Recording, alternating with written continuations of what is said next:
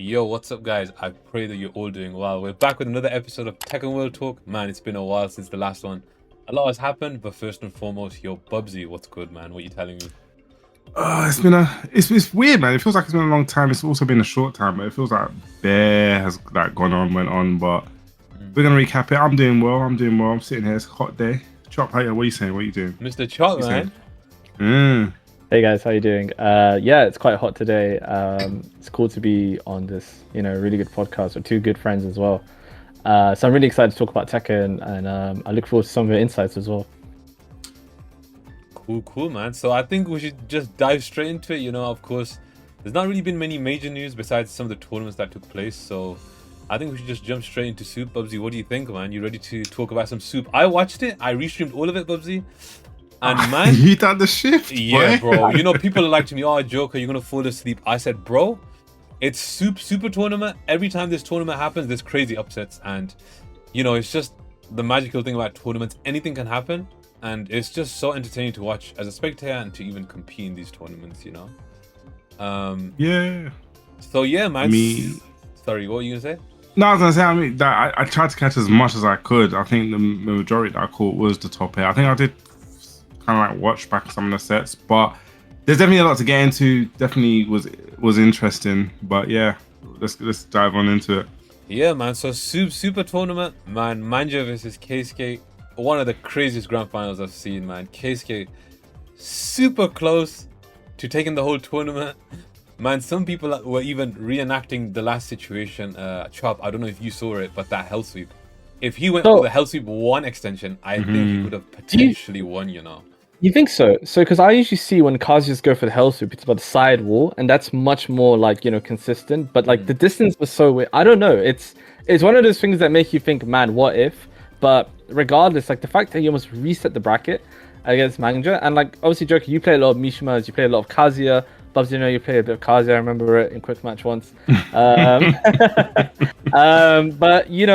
like Law versus Mishima's like Kazuya, where he struggles with pokes and stuff like that, isn't kind of insane. He once made a comeback against Manja. Remember, Manja made grand finals of Tekken World Tour last year as well. So I don't know. Keisuke's been on a roll right now. Bro, honestly, Keisuke's consistency, and not just Keisuke's, Manja's consistency as well. Even like with the way he plays Law, I feel like there's no one on his level, man, with that character. Honestly, man, the consistency is just crazy. But I think the matchup, honestly, is in Law's favor, in my opinion, man. I know that Kazuya can launch some of Law's lows, but it's just like, I don't know, man. It's just Law in this game, bro, is so scary, man. And of course, so is Kazuya. But like, I think something I talk about a lot on stream is ease of play, and I feel like Law's way easier to play than Kazuya. Even though Kazuya's game plan is pretty straightforward, down back 4, 4-4-2 and whatnot. I still think, man, Manja is just insane, man. To take that even after getting reset is just incredible, man. Yeah. This is one thing I said before, like SOOP actually happened. It was very interesting because I was actually worried for Manja, right? Because it was the patch that happened where the infinite money glitch, like Law did not have the infinite with the nunchucks, and I was like, I wonder how he's gonna adapt to this. And I'm not gonna lie, I didn't expect him to come out with first place. I did not expect that, because I was speaking with Gosain a little bit about Law, because I was like, okay, now with the nunchucks not regenerating heat, I was like, what combos do you do? Do you have to now like rethink your whole strategy? Because my whole thing to me was, if you've learned all of this for so long, this big patch, it's a big change, your combos have changed. I was like, how, it's like muscle memory, innit? You're always going to do these combos, you're going to waste your heat. So I was thinking about how is he going to adapt. There was a few things, moments I saw where I was just like, I don't think he should use a nunchuck in that kind of situation. So I still think he's like undergoing a bit of adaptation, but to come up with a win, not going to lie, I was kind of surprised, but I'm happy for him. It was good. Yeah, man. Definitely. Of course, some of the other top 8, man, Matsuba put in a shift, man. I don't know if you guys know who Matsuba is. Someone I've been following very closely. A Feng player, but he did play a variety of characters. He played Anna, who he was playing in season 2. Of course, Anna was really strong, and he's also played Kuni as well, man. He came 3rd, Yagami came 4th, Rest came 5th, and Rangchu came 6th, and 7th and 8th was, of course, Mulgold and XCC. Honestly, one of the best tournaments I've watched, and something I always say about the super tournament, it's just filled with upsets. There's always upsets, and of course some of the favorites didn't make it into the top 8. People like Ni, people like Ulsan, and it's just crazy at the level of competition in Korea, in Asia in general is just insane, man. Honestly. Yeah, absolutely. And I just want to touch upon some points. So, just this top 8, right? Like Matsuba is someone I've also been following a little bit. So I remember his performance, like I think in the first season of like Tekken World Tour for Tekken 8, he went to EWC qualifier, and I think that's why I first learned about his name when he went to Saudi Arabia. So I think last year he didn't have the best of performances, but not just in this tournament did he do really well. He really done well in some of the dojos I went to in Japan. So I went to the first dojo in Japan for season 3 of Tekken World Tour, and he beat Arslan twice actually. So he's been showing like steady growth and like more consistent results. So I was really happy to see him do pretty well. But obviously, like JoKa, I want to just mention, and Bubsy, as someone that you've been in the Tekken scene for many years, I don't remember that Japanese players doing this well in a Korean tournament. I feel like they were so close to actually taking this. Maybe the last one like for a Japanese player to win in Korea was like in 2018, 2019. I believe it was a Jack player. I forgot his name. He won that tournament. So it's really cool to see like Japan doing really well. Yagami as well. Like he qualified for EWC through this tournament. He had an insane run as well. XCC as well. From China. It's really cool to see, like you mentioned, JoKa, how strong Asia is. So it's a very diverse top 8 with very strong players. But I do want to touch upon the point again regarding upsets. I do feel like a lot of players didn't do too well. Morgold, for example, although he made a top 8, incredible result. He was the champion last year. Lohai became grand finals last year with Morgold. So Ulsan as well. So like I just want to highlight, like and JoKa, you can talk from experience. Like how hard is it to be this consistent in competition? Like where there's a lot of balance patches, where there's new metas and stuff like that. Honestly, man, in Tekken 8, I think it's probably the hardest, man. Honestly, I feel like the meta, I feel like so many characters being so strong, and of course, the competition just continues to grow, and there's more players competing now and traveling because of EWC. I just think it's super hard to be consistent, and to see some of these names again and again, especially someone like Keisuke, bro, like being consistent with Kazuya is insane, and it's gonna open up the next point that I think we should talk about is how strong is Kazuya? Because ever since Ikari won, I just feel like it's spawned all the Kazuya players, man.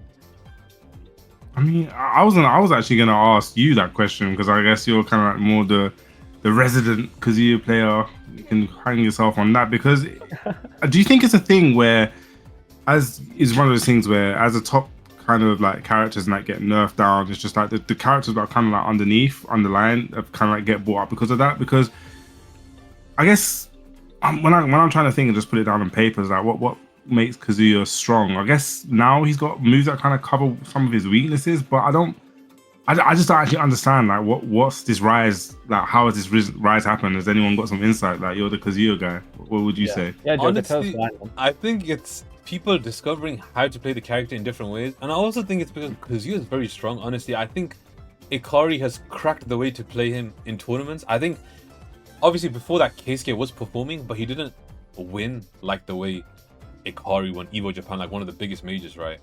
And then I felt like Keisuke kind of adapted that to his playstyle, and then he's just been like super consistent. And I just think it's given more players ideas on how to play him. I think it's both understanding how to play him in this meta, and I think other characters getting nerfed, so Kazuya's like risen up in character strength. And I just think his game plan in first to two it's so overwhelming, especially when he's in heat. There's too much to think about in my opinion, and I think characters like that fit the meta, that are easy to play to an extent. I'm not saying Kazuya's easy to play, but there are other characters that are also easy to play. I feel like Kazuya's risk reward is really good in my opinion, honestly, because like 4-4-2, very strong moves like down back 4 and so on. It's just insane, man. And when you bundle that up with someone with strong fundamentals, and there's a pilot of Keisuke and Ikari and all these guys, and Buffalo, who we'll be talking about later as well, man. It's crazy 100%. What they can do, Yeah. And JoKa, I just want to touch upon that point you mentioned. I think it's a really good point. I think from my understanding, and do correct me if I'm wrong, guys, like in season 2, Kazuya got really good adjustments, right? So sidestep 4, the new move with, I think sidestep 4-2, I believe. Correct me if I'm wrong. Sidestep 4-1. That move in itself, the way it works in his combo, it changed his combo game entirely. And just as a move on its own, it's pretty strong. And I do feel like with CD1+2, like a plus move, although it only gives a knockdown, the fact that there's a lot of pressure and these plus in your face is kind of scary. And I think coming also to the point regarding other characters getting nerfed, right? Season 3, and through these patches, we've seen a lot of characters, come down the tier list.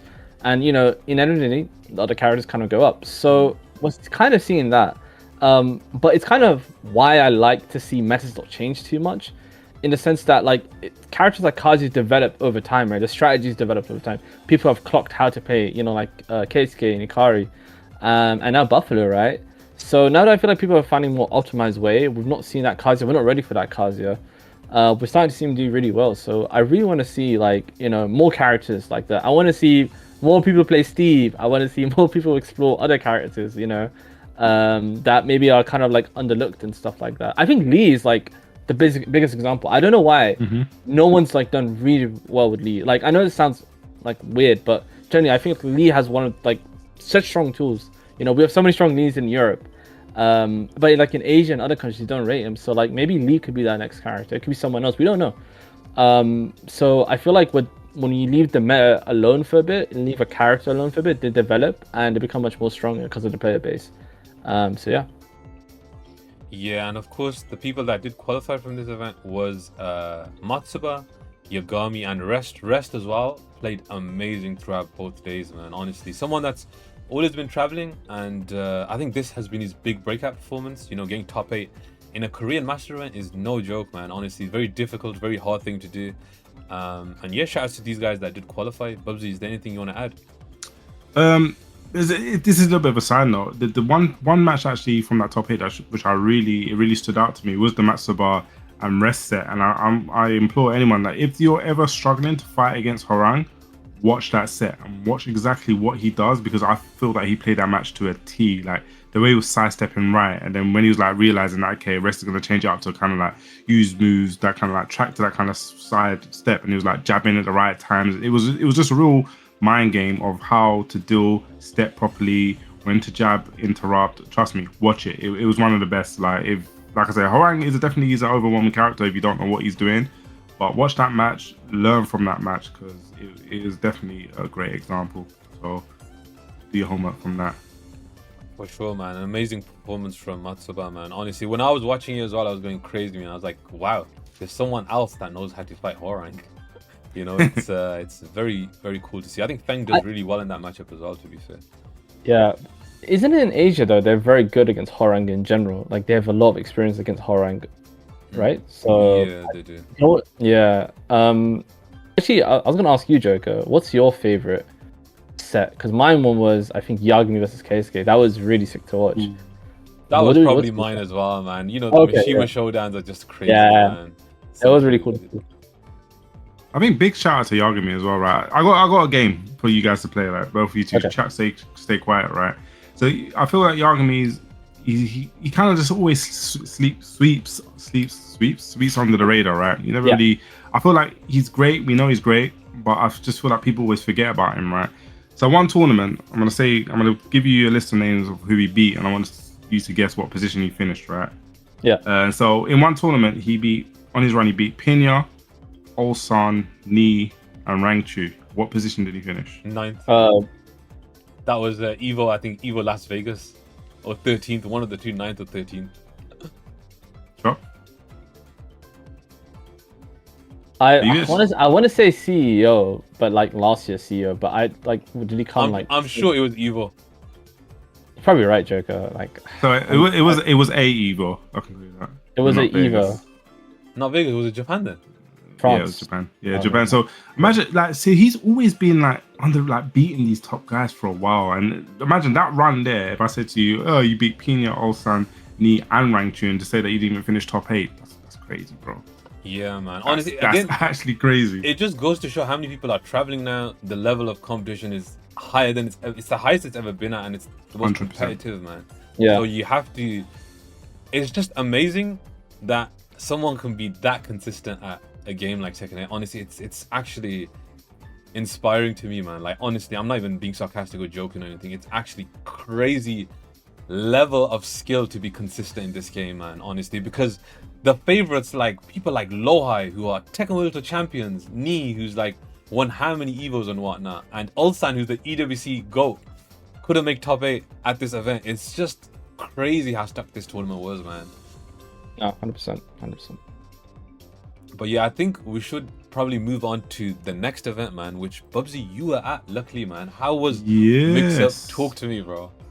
Yeah, no. So obviously I wasn't there last year, but this year I was back, and it was amazing because one of, I guess, well, people would have seen it. It wasn't held in the conventional venue that it's already held in. It's held in like the more central venue, and just for like a when I say a tourist, like someone that's visiting there, I feel like the area that it was held in was like perfect, because obviously, you know, shoutouts when they done it in the original place, like they had the food truck, so they kind of like tried to cater for people, but in this area is like literally directly in the center, and you had access to everything and anything. So like there was so many food spots. If you want your fast food, there's like your KFC and McDonald's. Like if you want like sit down food, there's so many like sit down restaurants there. There was like street food. I was saying to like Go Sane and these guys that were out there, like I kept on going to some street food place. You know, there's so many options, halal food. And I think one of the biggest dubs was literally there was an Aldi. So it's just like, you know, when you're abroad, you don't know pricing. But when you go to a supermarket, it's just little things like that because it just make it like made the experience just a lot better. So I feel like the area it was in, it was beautiful. The actual venue as well, I'm sure you guys saw, like the architecture was crazy. I don't know if they ever showed the ceiling on stream to you guys. I saw pictures of it. It actually looked so insane. It looked insane, bro. Okay, I don't want to be a historian, but there's a reason why. So a lot of European churches in general, so in England we had this guy called Henry VIII. I think everyone remembers him in primary school. But he reformed the church, and they removed a lot of these actual like art pieces in churches. So if you go to Europe, you'll find them everywhere, where you got like pictures of Saint Peter and stuff up in the ceiling. So it's actually a European thing. It's why maybe in England when we're like go to a church, it's like it's a bit dead, but when we go to Europe, it's really quite stunning. So it's the reason why. Yeah, but from what I saw, it looked really incredible, and it really makes me think, like, you know, for venues, for events, like we should think outside the box. Maybe it shouldn't be a convention center. Maybe it can be something very beautiful like that. So it looked really sick. I wish I went. Unfortunately, I couldn't. But Bubsy, you've been there like how long have you been going MIXUP? Actually, I know it's a bit. I think every event apart from last year, so I've been. I think this is the 8th one. So I've been to 7 out of 8. Whoa, that's mad. Well, I didn't know it was that long. I thought it was like a 2018, 2019 event. I didn't know it was that long. Yeah, well, they were saying that it was their 10th year back as a collective together, but it was the 8th one. Because I think maybe 1 or 2 got missed because of 2020 COVID. Yeah, but it's definitely been going on for a while. And it's definitely been out there for a while. So it's weird because whenever I'm at that tournament, it feels like a home away from home. Because it's just like I see some of the same kind of people, and I just you know, I've seen them now for like how many years, like, and they've known them, like, you know, shout out to Keep. Like, you know, they're always like welcoming, helping, you know, make sure we get, like I was saying, the day that I arrived, I arrived there like way earlier. And then, you know, Rizza, shout out to Rizza, like he kind of like showed me food places, you know, just being very hospitable, you know, showing me where to go and that. And it's just such a beautiful experience out there. So it's always, I think it's definitely somewhere, like, you know, if you're in Europe, definitely visit. And I think now that, well, I'm hoping that they keep it in the town centre, just for that fact that there's a lot more about and there's a lot more around. So the only, I guess, thing is you can't bring food inside the venue, but that's kind of alright. That's okay. That's the most understandable thing. I feel like people don't realize how strong smells stay for. Oh my gosh, some guy opened some beef jerky when I was on a plane, bro, and it woke me up. Man, I was sleeping, bro. He opened the beef jerky, bro. I swear, he opened some beef jerky, and I woke up. I was like, something stinks. That's a biohazard, man. I'm sorry. No, that's really interesting. But you know, JoKa, you restreamed most of MIXUP. Let's talk about that top 8, man, because there was some very interesting results. Like, we should probably start with the winner, right? The Farzine, I believe, he won the. One thing I did say, like, people asking me who do I think is gonna win, and I said whoever winners finals, which was between Farzine and Mulgold, I said that person wins the event. And I even went into the tournament thinking, if Farzine gets visa, he's winning the event. I just think, again, super consistent, just come off a win of Combo Breaker, got all that momentum, confidence. If he travels to an event, he's gonna do super well. Of course, Farzine finished first, Mulgol second, Nobi third, Rangchu fourth, Ao fifth, Sin sixth, Moel seventh, and Buffalo Soldier eighth. And the people that qualified from this event were Nobi, Sin, and of course Ao. Man, Ao, man, it's good to see Ao back, man. Yeah. Al was a very like an end of 7. I remember seeing him a lot in the top 8s in the grand finals, and obviously like in CEO against JoKa. I remember that match in Tekken 8. But Nobi, I feel like is interesting because he hasn't had maybe the best start to the Tekken World Tour. He done really well in a 96 dojo in America where he beat Arslan, you know. But then afterwards, we didn't really see those amazing results. But you know, it's a very important win for him because as you mentioned, he qualified for EWC. Made third, and I really like that he's still sticking with like his 3 characters that we saw from last season. The the Dragunov, right, as the main, the Lars, and the Steve. It's really interesting that he picks those 3 selection of characters. I feel like some other people will go for like a reasonably strong top tier. That's not their main, but he's still sticking with the Steve and Lars, even though they've changed and got a little bit of nerfs there and there. So I really like that to see Nobi. But man, Farzine just. He looks really confident. He feels like he's kind of like, I don't know, because JoKa, you were like former teammates and stuff. Do you feel like he's grown mentally a lot? Do you think he's become better? Like, what's this like? How's he become like a champion consistently now? I honestly think it is the mental side of things because there were so many tournaments like last year where he didn't do too well, and then he finally got that big win at Cape Town versus me. Of course, he told me it meant a lot to him, and I said, "I got you, man, but I'm gonna beat your ass if I ever come back to competing." And then he goes on to win like Combo Breaker. He also won Greece as well last year, right? I think he did win Greece last year. He probably did. Oh yeah, I think you're right. Yeah. Casimir, I think. Yeah. No, it's him. It's him versus Casimir. So absolutely. Like again, so many wins. That builds confidence, and of course that helps with the mental side of things. And I think the mental aspect in Tekken 8 matters so much more, man, compared to Tekken 7, bro. I swear. And him winning 2 master events in a row is just insane to me, man. Insane. Right? In the West as well. It's insane. Yeah, in the West as well, bro. Yeah. Like, a JoKa, as a competitor, and like Bubsy, you travel as well. Like, I don't think people understand how jet lag can affect you. Like, genuinely, like you travel halfway across the world to compete in a game where it's, there's a lot on the line. There's a lot of pressure. The game is, very fast paced now. It's not as defensive. So like that kind of pressure and stress and added like, jet lag and like travel fatigue, it's still really insane that Farzine's just kind of like, he's won 2 majors in a row now, like Combo Breaker and like MIXUP. So it was just him and Casimir in MIXUP. So just 2 Pakistanis, doing bits. So it's really cool to see like, Pakistan is still, it's just Farzine, Atif, Arslan, they're still carrying with other Pakistanis. It makes this tour very interesting this year as well. It's funny because I kind of mentioned this at the mix-up, and I didn't actually realize this. That if you kind of go back, I think a year, that every single master event, and even EWC, and then the last chance qualifier was either won by a Korean or a Pakistani, apart from Tibetan at the mix-up last year.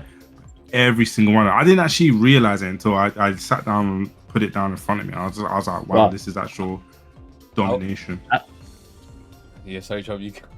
No. I was gonna say that's mad. Tibetano, one of our best players. He was carrying us last year, so it's good to know. Sorry, JoKa, what were you gonna say? Yeah, I was just gonna say Tibetano did a madness last year.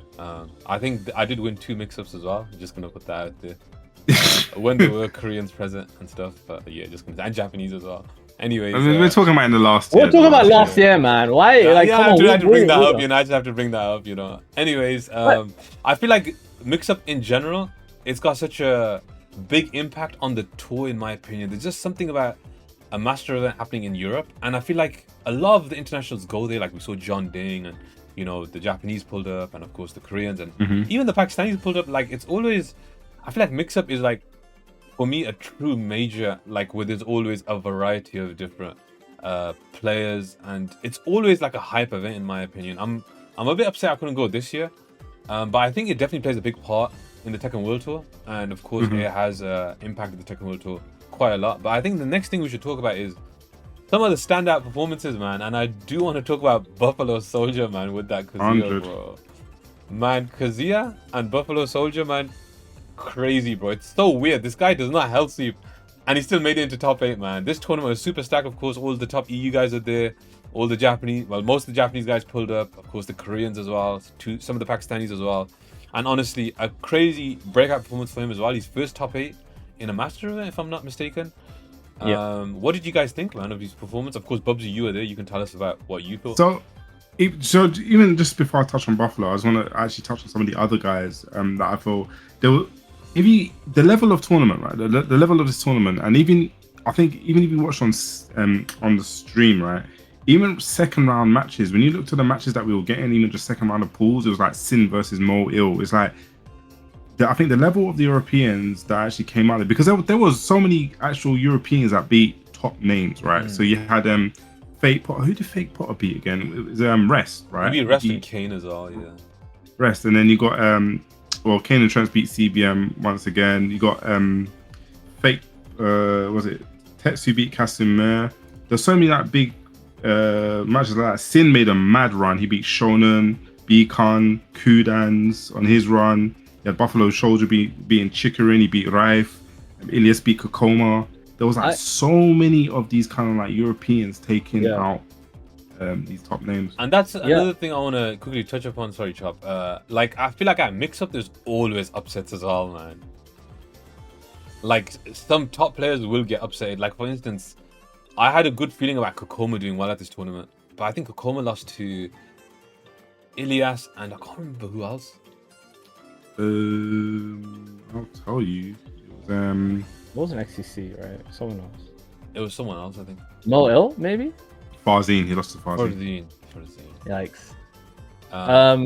Yeah, I think just like one run I just want to highlight is Buffalo's run, because he lost early in losers, right? So, you know, he's done legit madness. I believe he beat John Ding as well, right? Let me check. Could be wrong. GG's. Go on, continue talking. Okay. Was that Ilias? But yeah, Buffalo, like his losers run was legit so insane to read. Like I kept on like updating. I kept on going to JoKa's chat and I would just type an explanation bracket, but then it was actually highlighted in the comments, so I didn't notice that. Anyways, he beat Take. He beat Take. Like Take, bro, that's insane. So yeah, I'm just really happy, and like it's weird because like I think Buffalo's older than me, but I feel kind of proud as well. Like to see the people that you sort of like started with, because I remember in Tekken 7. Buffalo played Heihachi, you played Kazuya, you played like different characters, and it's just sick to see, like, you know, he's making a top 8. Him and his brother, you know, I really want to give credit to those two, because it's really cool to not just have a training partner, but like as a sibling, like to train with and compete with. I think it's really special, and I think, you know, look at Sin's result as well. Like all three of them, they are carrying the Netherlands, and like maybe this might be a topic, but like, can we say the Netherlands is like maybe the top region in Europe? They have the results, right? One of them's qualified for EWC, the first one, I believe, right, from Europe. Yep. So, yeah, like, I think they might be having a conversation. Their grind is paying off. They're definitely one of the top regions now in Europe. Like it or not, results, you can't take away from them. For sure, man. And again, just touching up on Buffalo's run, man. He beat Lancelot, Raif, Midaz, Chikarin, Tetsu, and John Ding to make it into top 8. Wow. Like, honestly, what an incredible run, man. Hats off to him.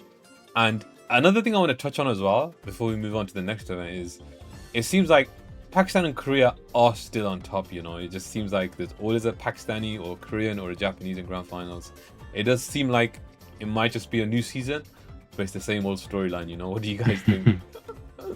I mean, yeah, I like I said before, I didn't actually realize that until you put the facts and the information right there. I didn't actually realize that it'd been so dominant. I don't know why in my mind I thought maybe there'll be like more variety when it came to. I'm just talking about master events. Challenger, obviously, like I'm about to come up people, but when it came to like the major events, like until I put it down on a piece of paper and put all the information on me, I was just like, whoa, it is actually a dominating storyline. It is something that is still continuing. I was wondering, you know, that MIXUP seems to be the one. Like you said, we've had many European victors. You had Tibetana, you said yourself as a 2-time champion. You had Super Akuma there. So I was thinking, is this going to be the one to break the mold? But Farzine was just I think I spoke to you before the event as well, and you said Farzine's taking this, and like when you saw him play, and I don't even think he reached his final form. Like you only saw the Lydia once. He just seemed to kind of like run with the Victor, and it just seemed like no one had, it just seemed like he was just playing freely. Right, he was just like doing himself. It's like he didn't have the pressure. It was a big victory for him. I guess we're going to talk about the stands and stuff later, but it was huge for him. I'll mention this now because he's broken, like, I think it's over 1,200 points now. And I think last year that was like kind of like the cutoff point for qualifying. So he's already sitting pretty, 2 master wins, EWC qualification. Like, and I think he said it before about his confidence. And it was something that I saw from him last season where I was just like, some people, I believe it. The same happened with you, JoKa. Sometimes once you get that one over the line victory, like things kind of just fall into place. And I feel like definitely with him, like he always had the potential from last year. It was always there. But now I feel like he's got that taste for victory, and now it's just like non-stop. And he's probably going to be another one to add to the top 3, like with Arslan and Atif. So excited to see what happens going forward with this. For sure, man. Honestly, like again with Farzine, I feel like, or any player in general, once they get that big win, it's like it's just gonna spiral onto, I feel like, bigger and better things. They have that confidence, that momentum, and I think Farzine's just been capitalizing off it, man. Honestly, you mentioned we haven't seen the Lydia, and a lot of people don't know that he does play low as well. He does have a very good low. I used to practice with his low when I was in Saudi. And he also has the Yoshi as well. We saw him play Yoshi against Ulsan at one of the events. Again, man, I feel like Farzine is in top shape right now. Of course, number 1 on the leaderboard with 1,270 points. Below him is Manja. 3rd is Ikari. 4th, Keisuke. 5th, Nobi. Tetsu 6th. Mulgol 7th. Rangchu 8th. Atif 9th. Arslan 10th. Knee 11th.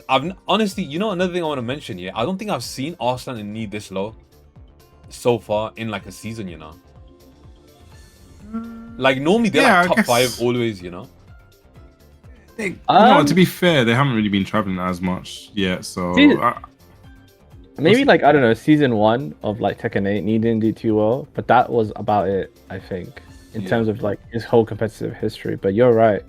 But guys, I do want to touch upon a point. Like, I know we're saying, Korea, Japan, but like Rangchu, like obviously he's Korean, but he's been doing pretty well at these events, right? He's made top 8 twice, and he trains in Japan primarily. He goes to Korea, of course, for boot camps and stuff.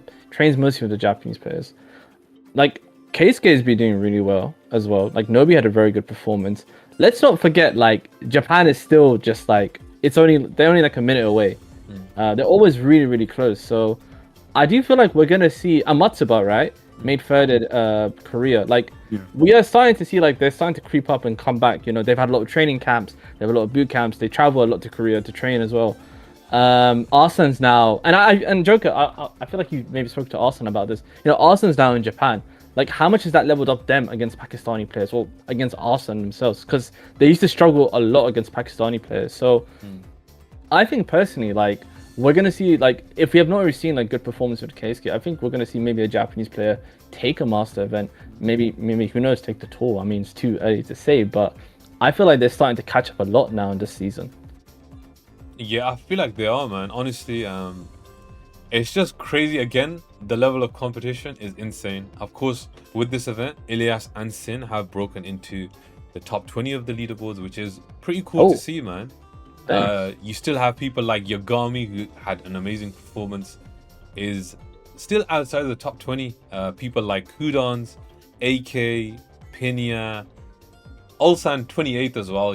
Like a lot of the favorites who usually qualify have not yet made it, man. So I think this is going to be a very interesting season. What's the first?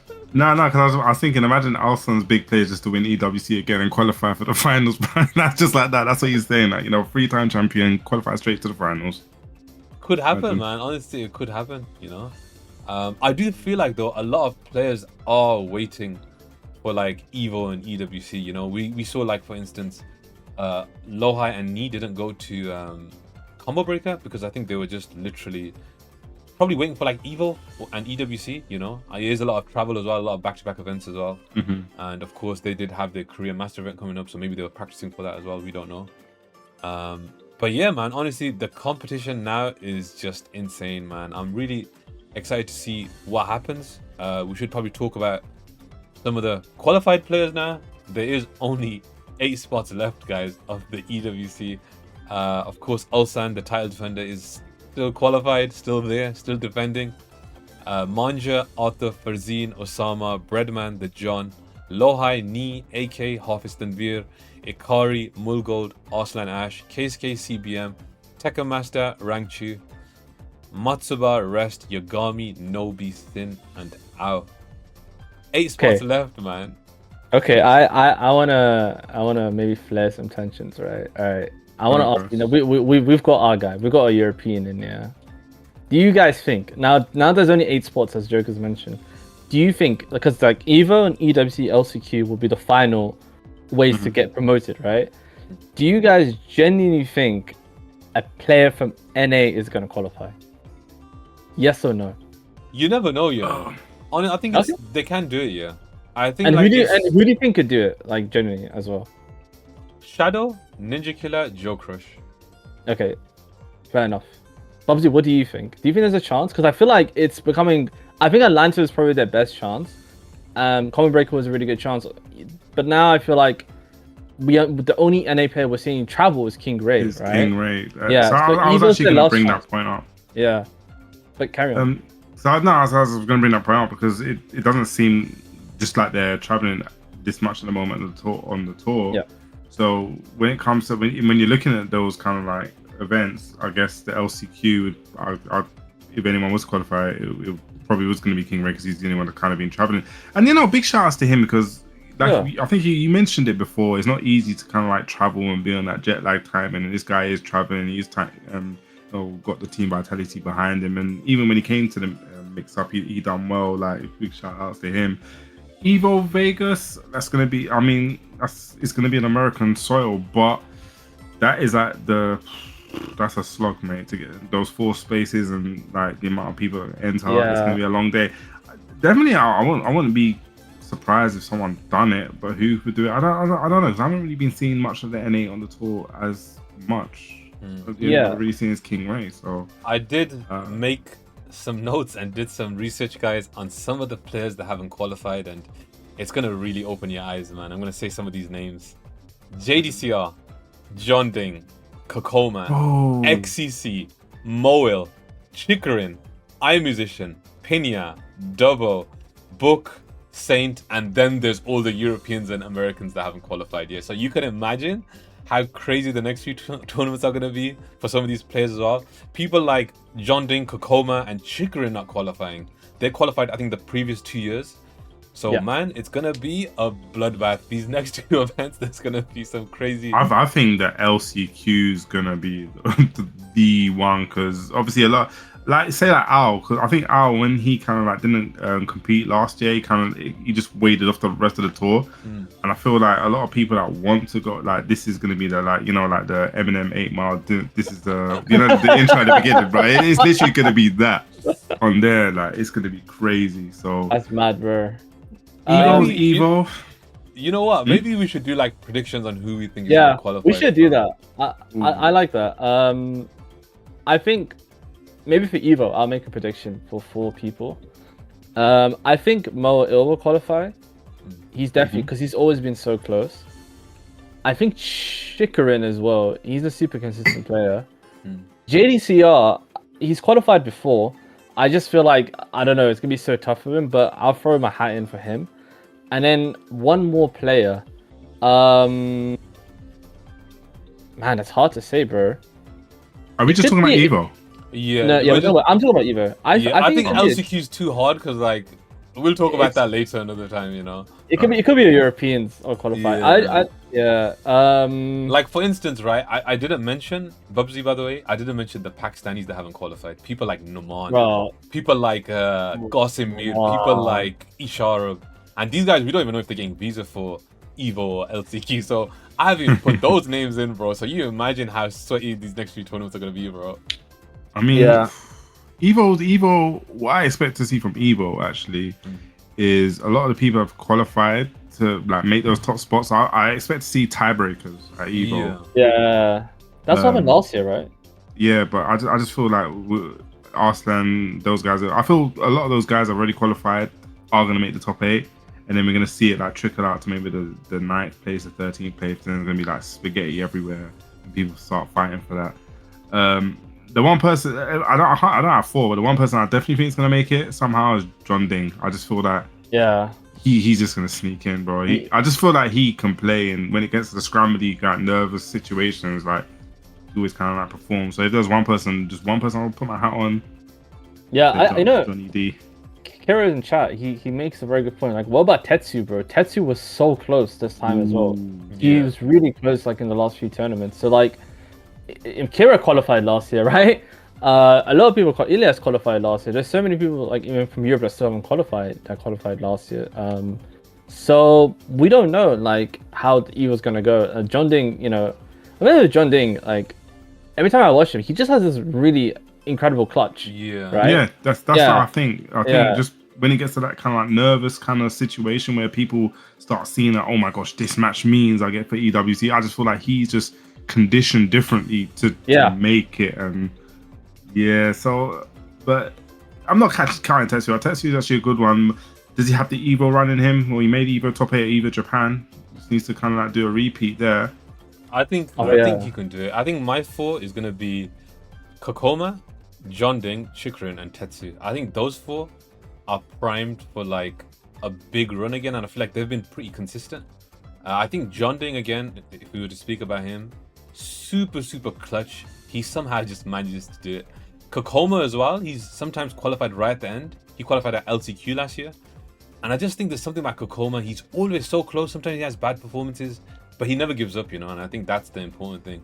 He's always going to keep trying. I think Tetsu this year, super confident. I've been talking to him a lot, and he's feeling good as well. So I think he can do it. And yeah, man, I just think the players mentioned, again, anyone can qualify. But I think those are my picks for Evo, man. Yeah, no, 100%. Let's see, man. It's gonna be an interesting watch party next week. It is gonna be an interesting match, but I do want to move on to the next event. But first, I want to show you guys some of the events coming up. Of course, these are all the Master and Challenger events. You can find this on the Tekken World Tour website. I mean, we've gone through most of these, which is kind of crazy, man. I feel like we're halfway through the tour now, right? We're like 1/3 out from the tour. Still early doors. It's 4 master events that are done, which is kind of crazy because I remember it started like a month or 2 ago. So yeah. Yes. So Evo is next weekend. Versus Fighting also in July. CEO in August. Manila Madness in September. Evo France in October. Paradise Game Battles in Ivory Coast in October as well. Punishment in Bolivia, which is also in October, and then Tiger got the last event, the last master event, which is in November. And of course, some of these challenger events have concluded, like the Brussels Challenge and 3F, but we have Chainshift, and I want to talk about Chainshift because this is 1 week before Evo, and we do have some interesting players going to Chainshift, man, and it's some very, very cool names. There we go. Now we do have Lohai and Keisuke going to Chainshift, which is this weekend. Now, what do you guys think, man? Judging on some of these names, Joe Crush is there, of course, some of the Americans. Anakin, AK is also there apparently as well. Healing, Jasandi, Tone. What do you guys think?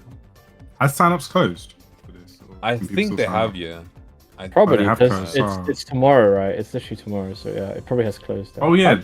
Yeah. Is it tomorrow? I think fair enough. It's Saturday, yeah. I think like I remember last year was Ulsan versus Lohai in the grand finals. But some of these names, so like we've got about like 3 Asian representatives here. I remember Anakin doing really well in this tournament last year as well, so it'd be cool to see how he does. But I just want to say though, like it's really cool to see like the West Coast have like a major. I feel like it's been a long time since California's had like a proper like major tournament, like pre-COVID was like probably the last one, right? So it's cool to see like because I feel like they have a very big scene in NorCal, SoCal. but they don't get their major outside of going to Vegas. So it's cool to see that, because I know Tone posts a lot about his monthlies and stuff. So it's sick to see.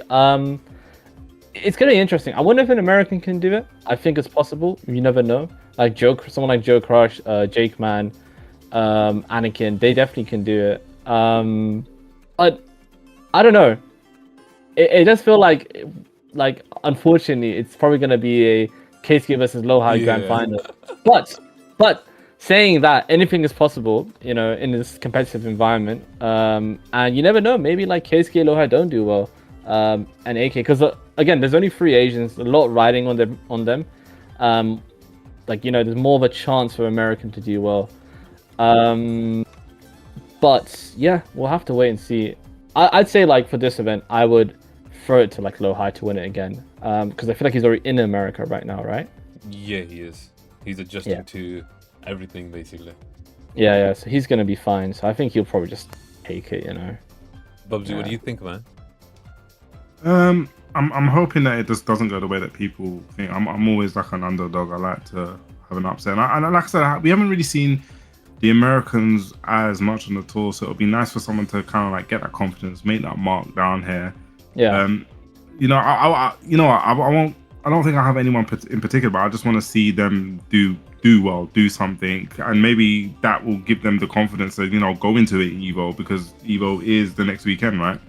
So imagine one of them picked up a big win here, say it was a Lowhigh, they knocked out Lowhigh and just go to Evo with that confidence, because it would be good to have that kind of global representation as well. So, but like I said, we haven't seen them as much, so I'm not really too familiar with how much these guys are playing and what the kind of level they are playing at. But I have to in a tournament kind of setting the TWT, but it'll be interesting. Like I said, it'll be interesting either way. Like I said, there hasn't really been one in California, so it's nice to kind of see that kind of West Coast vibe again. Yeah. So hopefully, I'm just hoping it's going to be that someone makes a name for themselves and carries that momentum forward for the rest of the tour. Like I said, the tour's still early days, so for sure, man. It's always good seeing the underdogs, form and stuff, man. And of course, we still do have a ton of tournaments left. There is the Indian Challenger event, which a lot of internationals are going to. I saw Rangchu's going and a few others. Isn't Ulsan going as well, right? Yeah, Ulsan's going as well. Yeah, Ulsan as well. After that, you have BAM, which is also in July. You have Only the Best, which is on the same weekend as BAM as well, man. After that, you have Stars Cup, which is in Korea. That's gonna be crazy, man. A Challenger event in Korea. We just saw the Master event. Imagine the Challenger event. It's still gonna be super stacked with all the Koreans and Japanese, of course, trying to get those Tekken World Talk points. We have a Madagascar Challenger event in August. There's Takedown in Pakistan in September. We have another Challenger in Australia in September as well. There's a Challenger event in Japan. Now, this one, I don't think we've had a Challenger event in Japan before, so this is going to be super interesting, man. Yeah, so Big Bang Fisties was a dojo actually for a few years, but I think they've been promoted to challengers, and you're right, it's the first challenger in a long time. I'm going to try and make my way out to this one, I'm not going to lie. It is a one-day event though, which is interesting. Yeah. Wait, is it one day? Yeah, it says one day, October 3rd. Sometimes you just need a day, man. We've got more days to spend in Japan, I think. Actually, next week from that event, there's an event in Hokkaido that I have a friend running, so maybe you can go visit that as well. And a good excuse to go to Hokkaido. It's a very beautiful place. True, man. That same weekend, there's also a challenge event in Puerto Rico, First Attack. After that, at the end of October, there's Electric Clash in Canada, and then the final challenger event, which is in Sweden, Head Stomper, man. What do you guys think of the remaining tournaments of the season, man? Someone needs to get me out to Puerto Rico. That's what I'm saying. You want to go to Puerto Rico? someone needs to get me out to Puerto Rico, man. Just be laying on the beach. But no, it's a good global representation. It's touching all parts of the globe. Like you said, I'm super excited to see the ones in Japan, and there's one in Korea again. Yeah. So it's gonna be, and Pakistan as well. Actually, it's touching all parts of the globe. I'm guessing because of the way they kind of structure it now. Because was it 4 masters? Is it 3 challengers or 2 challengers? I can't remember, but I guess it's going to incentivize that some of these people are going to be capping out and need to kind of go to one of these challenges. So it's going to be interesting to see. I think once Evo's kind of done, and I think the leaderboard's going to have a giant shake up, and you start seeing people start strategically picking, all right, where am I going to go? So that's going to be interesting game of chess in it, where people are gonna start avoiding certain people maybe. For sure, and especially this year as well, where we saw last year, Tekken World Talk Finals, the top 8 did qualify for EWC, so EWC is more tied in to Tekken World Talk Finals. So it's gonna be interesting to see who's trying to get those points, to see where some of the players will travel to. I think it's really important to try and qualify for Tekken World Talk Finals. Again, if you do make that top 8, you probably will qualify for EWC again. So it's really, really big, man. And again, really excited to see what happens, man. Yeah, no, definitely. I just want to say one thing: is Headstomper in like November? November 7th, yeah. Oh my god, it's gonna be so cold. It's gonna be cold, but guys, they give free ice cream. If you've never been Headstomper, you should probably try and get it.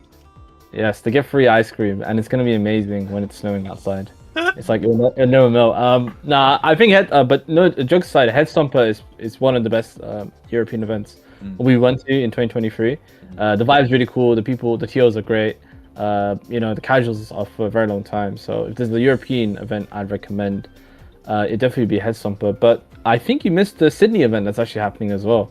So there's 2 Australian challenges. There's one in BAMS is in Melbourne, and Ozen one's in Sydney. So yeah. Oz Hadu or something like that. Hadu or the Oz. I can't remember the name. Something like that. Yeah. So that's kind of cool to see. For sure, man. For sure. Again, really excited for the remainder of the EWC qualifiers and of course the Tekken World Tour, man. It's always fun watching events, man. Any events you guys are planning on going to, or like just checking out? I think, man, you do one trip like to Japan and it's like, bruh, do I really have to travel? Maybe I'm gonna be in Pakistan in the same week as Takedown. I don't know if I'll be able to go because it's for family matters.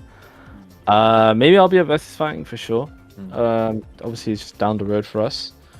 But I'll see. Like, again, I'm not traveling as much this year for Tekken. But I think I'll definitely try to attend like a Versus Fighting, maybe Headstomper, Evo France. I booked the day off actually, so I'll be there. Nice. As Mbappe once said, I'll be there no matter what. Yeah, there's definitely a few events I'm gonna try to go to, not as much as last year. How about you, JoKa? Actually, JoKa, wait, what are you going this year? I'm curious. I'm going to all of them. you know what, JoKa? You're on all of them, right? You stream all of them. I feel like you're already there. Like, yeah, that's what I'm there in spirit, Yeah, I like that one. That's a good one. I will be at Versus Fighting. I'm gonna try and make my way down to the Japanese Challenger event, and I'll definitely be at Evo France for sure. Evo France, I think, was one of my favorite events last year, so I'll definitely be there.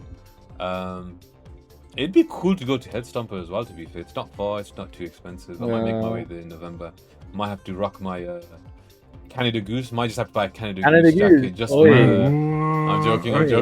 No, you're not joking, bro. You're not joking. I believe everything you're saying.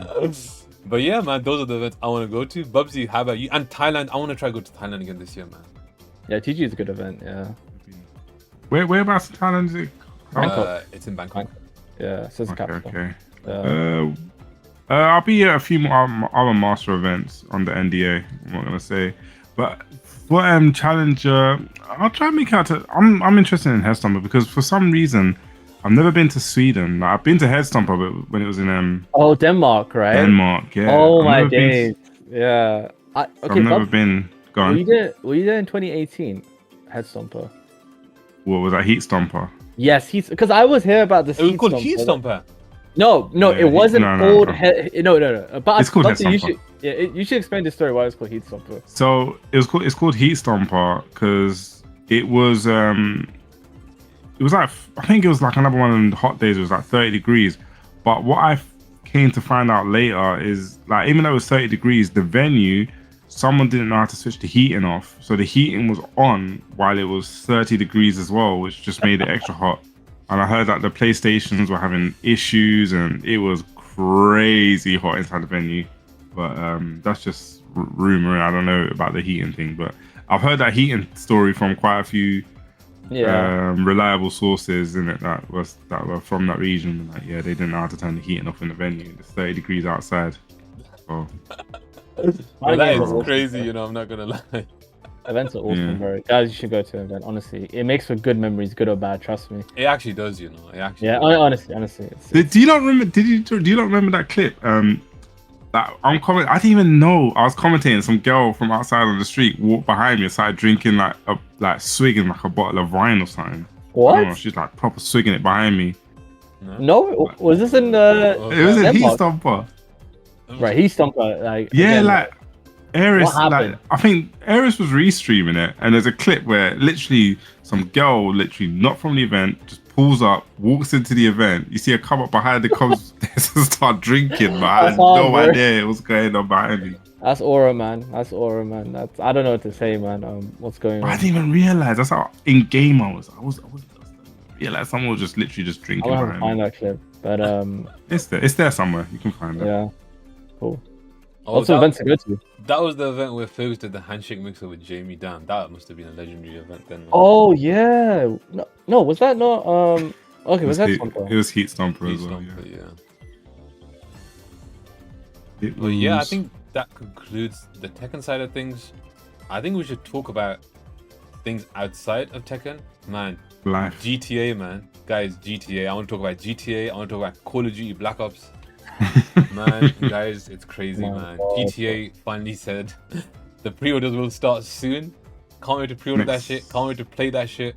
Of course, Black Ops as well. What do you guys think, man? Of course, World Cup's happening as well. What do you guys think? Who cares about the World Cup, bro? I'm gonna be real. Like, Bro, I'm a big. the vibe's not Bubsy, there, you know. what? I've not been watching No. all the matches, you know. Bubsy, what are you talking about? Bro, I'm I've t- been sick. No, What but the matches? I only watched the England one last night. But That was a sick match. It was a sick match, but like for someone like me, like if you know me, I'm a football guy. Like I'm through and through. That is my passion. But something about this World Cup, I don't know. The vibe's not there. I feel like, man. Yeah. No, I think the timings are the issue. Honestly, they're kind of stupid time. Like I was watching Brazil and Morocco. It was a good first half. The second half was so dead, and it was just like at 12, and you start feel like kind of lethargic and tired. I think this World Cup's been sick. Like every match, there's been a really cool storylines already. The memes have been crazy, like on Twitter. Like I don't know what the Brazilian fans are doing, but whenever I go and auto translate, it's like this play. I don't know what's going on. But I think this World Cup is sick, man. Like obviously, maybe the setting and like the vibe, I get that. I think Qatar was still better. That was like genuinely one of the best World Cup sporting events, maybe. But so far, I feel there's a lot of cool storylines happening in this World Cup. But JoKa, Ronaldo stealing the show and being. I don't care. I don't like Ronaldo. That's my goal, man. No disrespect on Ronaldo, yeah. He's not doing bits right now, bro. It's okay, man. It's okay. You can't risk greatness, man. It's fine. Can't rush greatness. His greatness is ended. Oh, it's ended. It's gone, mate. It's out the window. Like, I'm the biggest Ronaldo fan. I was like, United's been my team. I was growing up with Ronaldo but sometimes you just gotta let it go, bro. He's like, I don't want to go into too much details with it, but he definitely is a hindrance. He's I know he wants to get his 1,000 goals. It's like cool, it's fine. Don't doubt Ronaldo, bro. Don't doubt him. No, we are doubting him. But talking about games, okay, this sounds weird, but I feel like GTA 6, like they need to hurry up with the game, bro. Like, November, boys. Enough time. No. I got a question. I got a question for you guys, right? Because one of my boys actually said this to me, and he raised a good point, right? GTA 6. Do you think GTA 6 is going to be one of those games where they're going to keep it really politically correct?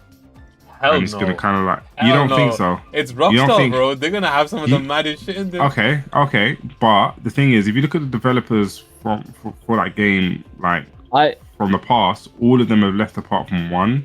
It's a whole new team, I was gonna say, actually, I was reading a lot of interviews from the Rockstar developers because they're British. Actually, I don't think a lot of Rockstar was like, British, bro. Yeah, it's kind of insane, the story. And I think after GTA 5, they done an interview. I don't know if it was IGN or what like org it was, but they talked about like woke culture, and this is like 2016, so like when GTA has been out for like 2 years and stuff. And I think they kind of said like, we don't think we could make this game again the same way that we made like GTA 5. Like, well, if there is a next GTA, it would maybe have to be a little bit thing. So, the setting is in Miami. Miami, historically is a very big, Latino population. It's been historically very important for America in a lot of like different stuff. If it was the 80s with like, drugs, if it was during the Cuban Missile Crisis, it was during the Bay of Pigs. I don't know if they're going to keep it politically correct. We don't know There's another reason why I say this, right? Because I haven't been keeping up with GTA, all right, but obviously he's still running the online stuff. And I've heard from people is that the online stuff, you see, they release all these kind of missions.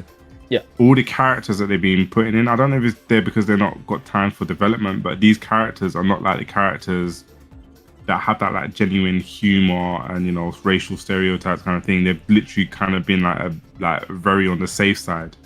Right. So this is why there's a lot of speculation that maybe it may not hit the same because it's going to be on that safe side. So I don't know. It's just like one of my boys brought it to my attention. He made me watch this video about it, and I was like, do you feel like GTA needs that though? Because like, I remember playing GTA 4, and I remember like some of the scenes there like not being like, it would be hella not socially acceptable, and even GTA 5 to an extent, right? Yeah, but like GTA I feel like GTA 5, like GTA in general, the cutscenes are fun, but they're not like a core part of the identity of the game. Yeah. You know, it's just meant to be stupid and silly because it's a sandbox, right? It's a sandbox game. At the end of the day, it's meant to have fun. So I don't feel like if like something is like a little bit censored or stuff, it's gonna stop me from crashing my plane in a random street or like getting a tank and like, you know, blowing it down and going up in the sky. Like as long as I can do that, I don't really care. But I understand your point you're coming from. I think culture has changed a lot. And you know, it's very important, and this doesn't relate to game developers, it relates to work and any project, is when that original cast of people that designed the game are gone, those developers, like what people's visions and what they want is different, right? Because different ideas come out, people grow up in different cultures, different times, you know, so it is going to be interesting, this new you know, list of developers that you mentioned, right? How they're going to take the game and stuff like that. Happens to a lot of different games, a lot of different franchises. Street Fighter 3, I know it's a bit random, but Third Strike is actually the biggest example of that. Everyone that worked on the original Street Fighter 2, they'd left Capcom, right? Third Strike was the final project by Capcom, and they were like, all right, here's a new list of like game developers. You push the idea, what do you guys want to do? And like, you see how distinct Third Strike is to this day to every other like Street Fighter game. You know, it's got a whole range of characters that, you know, new characters, has very interesting mechanics and stuff like that. So, you know, it could be a good thing. Like, Third Strike was a result of new developers and taking the vision of what they saw from Street Fighter 2 and changing that. So maybe GTA 6 might be that. So you never know. Yeah, talking about Street Fighter, man, Virtua Fighter, bro. We need to talk about Virtua Fighter, man. Wow. Loved it. I loved everything about that mural scene. That mural scene. It looks fucking insane, man.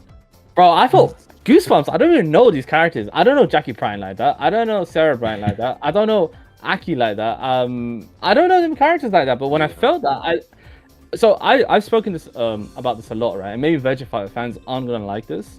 It's my problem with Virtua Fighter is that I never grew up with Virtua Fighter because there wasn't a Virtua Fighter game when I was growing up. Yeah. So there's a whole generation of people like me and younger that never saw any of these characters growing up. I never bought the game because the game wasn't out, etc., etc. So I don't know these characters. I really like that going with this new cast of characters, and they're believing on, like, because the truth is, like, no one really remembers Sarah Bryan or Jackie or Kagemaru and stuff like that, or Wolf. Like, who's Wolf, bro? Like, what are you talking about, right? So it's cool that they're gonna bring those old characters, completely change them, and in turn making them new characters, but then also bring a new fresh faces of the franchise. I think it's very healthy, and the way the game looks, it looks so sick. It doesn't have that weird clunky thing that the old combo system used to have. It's kind of more grounded, and it just looks so fluid. I love everything about it. I'm excited. What do you think, Bubsy, man? You know, I've never played a Virtua Fighter, but this one, bro, I'm putting in a lot of time. You know, I think I like it. I'm definitely interested. Definitely what you said, Chop, is I saw that video where they kind of like showed the whole combo system, and because before you said do that weird kind of like they're floating in midair but not in midair, like they're bent over, and I don't know what it was doing, bro. It looked weird and jank, but I like it. I like that it looks like the realism in it, and they got like is it like a story mode with this? It plays through, so it's very interesting. It's very out there. And I feel that it is going to attract a lot of people because it kind of like keeps it just to like the core like martial arts realism. It looks like it's trying to keep it more realistic, and I feel like nowadays, even with like Call of Duty, I'm sure you lot saw the Modern Warfare 4 where it's like kind of going back to that realistic, and I think people find that kind of like refreshing when you've had this kind of like over the top, you know, games are starting to get a lot more over the top. So when they kind of like just kind of like whittle it down to the basics, and sometimes it's just good to just strip it back. So Yeah, it definitely caught my eye. Graphically, it looked amazing. Definitely interested to see how they develop. I heard that they're kind of like hanging their hat on this game as well. I heard that if this game flops, that's it, bro. Virtua Fighter is gone. I don't know if that's true, but I heard that if this one flops, they're never gonna make another one, bro. I mean, the investment that looks like taking place for this game looks insane. It does look insane, bro. When did the last Virtua Fighter even come out, bro? I don't even know. 2004 or something. Fucking hell, bro. No. I remember when I bought my PlayStation 3, that Virtua Fighter came with it. But was it Virtua Fighter 5? It was probably a remaster or some shit. Yeah, it was a remaster. No, bro. Hold on. Let me. Nah, I could be wrong. Wait, hang on. It was a launch title on the PlayStation 3. VF5 been releasing for 20 years. I mean, it's not wrong, you know. Yeah, I think it's 2004. Oh wait, hang on. It was Virtua Fighter 5. 2006. Okay, 2006. So 20 years. Yeah. I don't think that's like I said, 20 years. I did not know what this game was about. That's what I'm saying, bro. I did not know about Virtua Fighter. Yeah. All I knew about was Bloody I Roar, Mortal Kombat, Street Fighter, and Tekken. I had Virtua Fighter 5. I had it. I didn't play it. Oh. It's probably under my bed somewhere, bro. But yeah, it looks cool. Like the main character they showed, he's an MMA fighter, and he actually looks like an MMA fighter. He fights like I've seen her as an MMA fighter, but she really is not like a MMA fighter the same way Steve's a boxer, you know, or Horang does taekwondo. I feel like they've actually got it right. So I'm really excited to see the other fighting styles we're gonna see. For sure, and the next thing I'll talk about is Tifa and Street Fighter, man. I feel like that news, it's been received so weird, man. I feel like the Street Fighter guys hate it. I'm happy for the Street Fighter people. Like, no. I think the way it was done was poor, if that makes sense. Because I think maybe for us Tekken players, we're like, yo, Tifa is the big partnership, the big crossover we're gonna have. So it's big news for us. But because it was Summer Games Fest and it was a build up to the new Final Fantasy game coming out, it kind of felt like, oh wow, this is really shocking and cool, but oh, here's Final Fantasy, right? So I think our brains kind of got switched off, and we were just kind of realizing it. So I feel like does she need to be in Street Fighter? I don't know. I really want to recommend this video for both of you guys. It's by Leon Massey. It's about if crossovers and stuff is needed all the time, right? Because I feel like there's a lot of collabs. And I feel like fighting games has a lot of collabs, right? Street Fighter has two, SNK characters. SNK has like a few Street Fighter characters. You know, Tekken has, who do we have right now? We have Clive. We're gonna have Yujiro Hanma, bro. Dude. Yeah, which is cool. And it makes sense kind of, right, for Tekken. But like, do you not feel like a lot of games does do this in general, where they just do crossovers, Overwatch? Honestly, I think it's fine, man. Seriously, I think people really underestimate how big this is for fighting games in like the bigger picture, man. Honestly, like this helps fighting games become more mainstream. It helps people that have never played fighting games in their life will probably try out fighting games with these characters. I think so. I think so. I don't disagree with you. I just feel like do we need it all the time though? Is that what we need to bring new players? Is my question, you know. It's one of the things, because remember, Soul Calibur used to do this all the time, right? Yeah. But obviously, like the marketing was very different then, releases and stuff. But I feel like it needs to be done correctly, because I know Final Fantasy being Tekken makes no sense, and I don't understand why it's Final Fantasies in Street Fighter. Like that's it. I don't think it's a bad thing, but I don't know if it's something that's needed. But that's my opinion, I guess. What do you think, Bubsy? I think it's those characters. Maybe because of the Japanese market, I think because we're in this kind of culture, we don't actually understand how huge it is out there. Because relatively, these are Japanese games. Tifa and Street Fighter, I don't feel any way too for and against it. Because I'm gonna be real, like Tifa's just never been anything for me. I was never a Final Fantasy fan, so yeah. I'm happy for people that are happy. Like I know she's a fan favorite, I know that much, but it's just like. It didn't hit me in it because I'm just it's not for me, so I didn't have an opinion for it or against it. I was just like, oh, okay, interesting. There's a crossover. That's really it. But I wanna talk about that Street Fighter announcement though in general. I really like that they're going for like 3 new. Obviously, maybe Bosch is not a new character, but I like Yasmin. She's a Filipino character. she's really cool. I saw her gameplay trailer. I feel I like saw that today. it was really good. Like everything about it is sick. And then Arjun, my guy Arjun, from India. It's cool to see that they bring another Indian character into the franchise, because I feel like Dalsum is like, as a South Asian, he's like, do you really want to play him? You know what I'm saying? So like, it's cool that we're getting better representation and new faces, and Bosch as well. I would have liked to see Makoto or something instead. But again, Tifa, again, the Japanese market might love her. Let me ask you guys, I don't know, like, Okay. what's the attraction of Tifa? Like, why do people like her so much? Nostalgia, This is me just- genuinely okay. asking. I don't understand why. JoKa, maybe you can answer this as well, but I think it's just nostalgia, and people are lost in nostalgia for how these feel like kids. Because I don't genuinely understand. Like Tifa, I played the Final Fantasy games. She has zero character. Like, I'll be honest, I've only played Crisis Core. I do want to play more of the Final Fantasy games, but from what I can tell, people just really like the character, not just the design. I feel like the personality and stuff like that. I'm not sure how she's like a brawler fighting style, right? She has a brawler fighting style. Yeah, she's a brawler, but like, I don't think she has a personality. I just think it's nostalgia. I genuinely feel like people are just nostalgia baited now these days. Like, oh yeah, do you remember this cool thing 15 years ago when you were a kid and you had no worries about taxes? Yeah, we're bringing it back so you can feel like that again.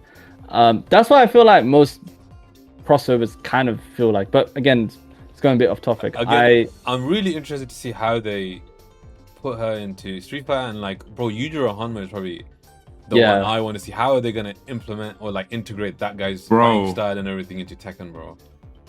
This is a sign now. So I actually started watching Baki, right? What do you think? But it's so crazy, right? I'm like, so I'm only watching like the 2018 Netflix one. Yeah. It's a good one to start with. It's a good one to start with. Bro, like the show's called Baki. I swear I've seen him like 3 times in the show, bro. Okay, it's because I think that season is like basically the original Baki show happened, so that's more about Baki developing as a fighter and stuff. Yeah. But this is more about like the spoilers. Everyone else but Baki. Yeah, everyone else that's trying to fight him, basically, right? So you see all the characters that are trying to defend and fight. You will see him more, but I would say the start. I'm gonna watch it. I'm in like part 2 of season 1, whatever it's called. I'm going through it, but I'm just like, bro, the show's called Baki, but I legit only see him like doing some kissy lips and but it's. Hey man, don't want to miss with that technique, the kissy lip technique. It does damage, I just wanted to just, I watch it for more for you. What's that guy's name again? Yujiro Hanma. Bro, I've only seen him like twice as well. I've only watched it up to. I'm not gonna spoil it, of course, but Chop, there's a very big and popular person that appears in Baki. There's many that appear later on in the Baki seasons. Oh, you know what I'm on about, right? Are we talking about Mr. What's his name? Oliver? No. There's someone. No, not Oliver. Like in real life, there's someone that's very popular, and I stopped there. I was just like, bro, I think enough's enough.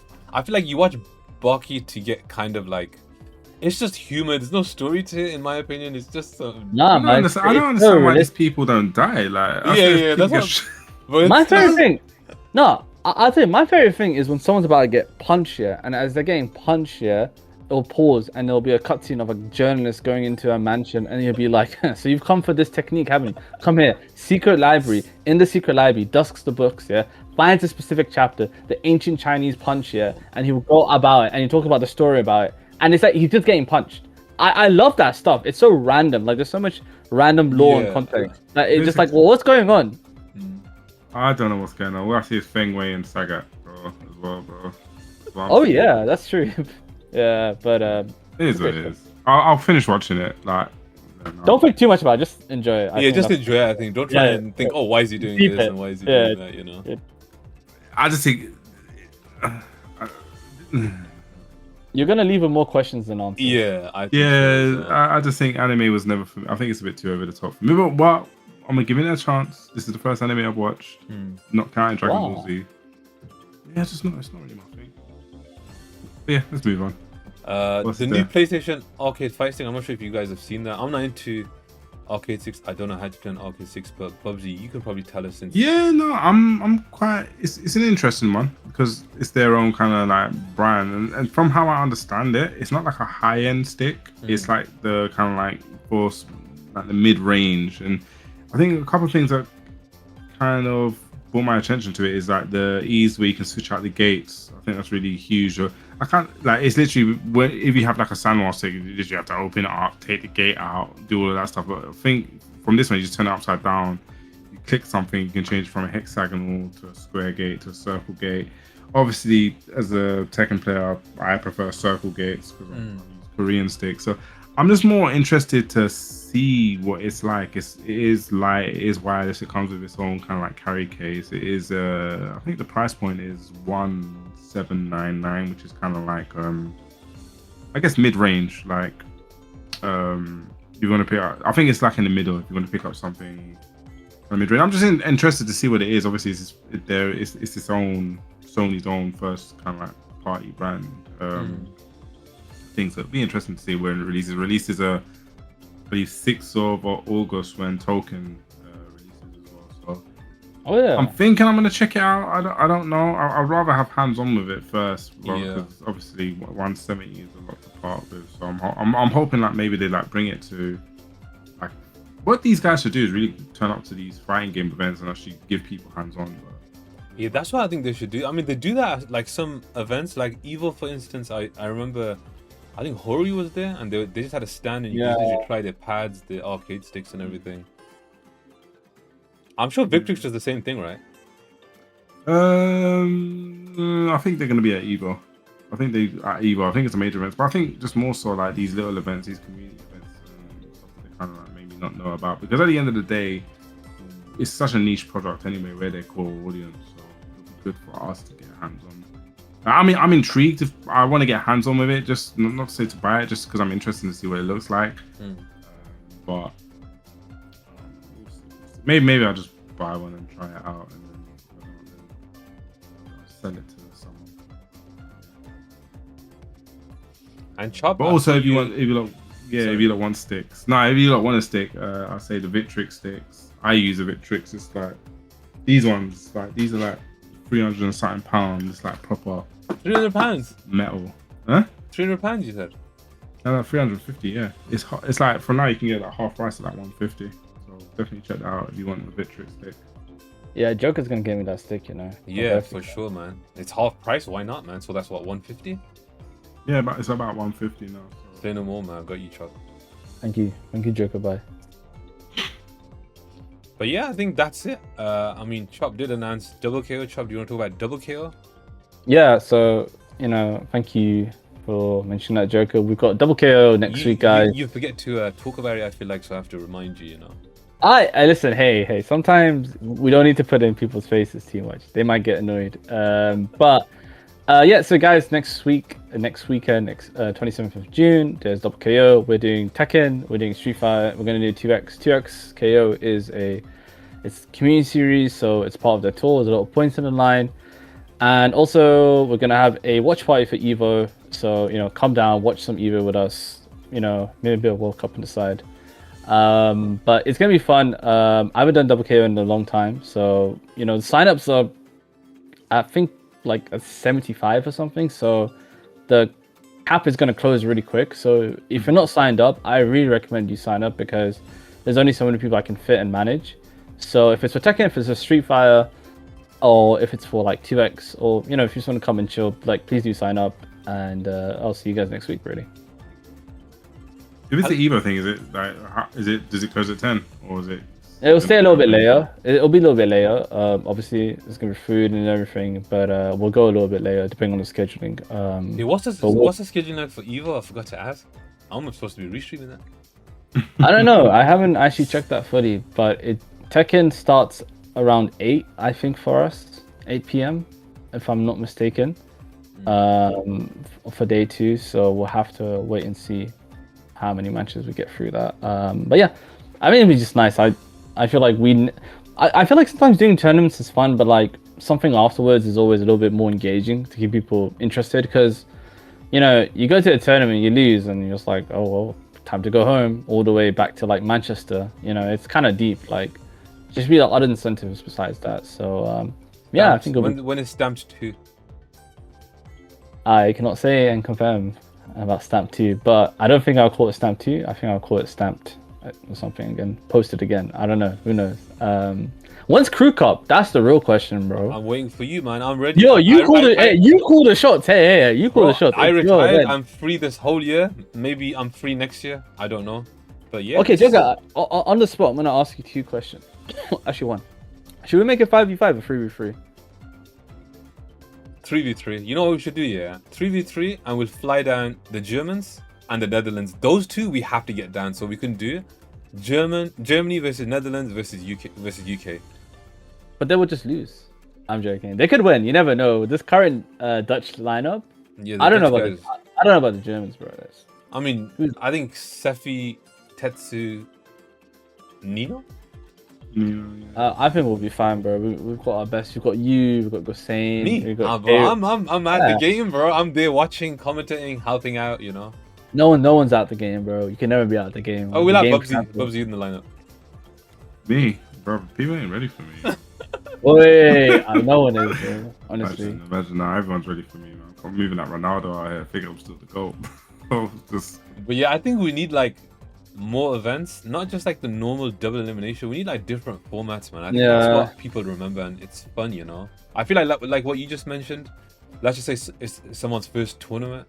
They go to that tournament, they lose, they just have to sit there and do nothing, you know. I feel like that's why I feel like Stamped was so good, man. Honestly. Yeah, Stamped Out event was still like a really crazy event, and I'm already thinking about like the next time we do it, like how to change that, how to make it better. What other things can we do? So stay tuned for that.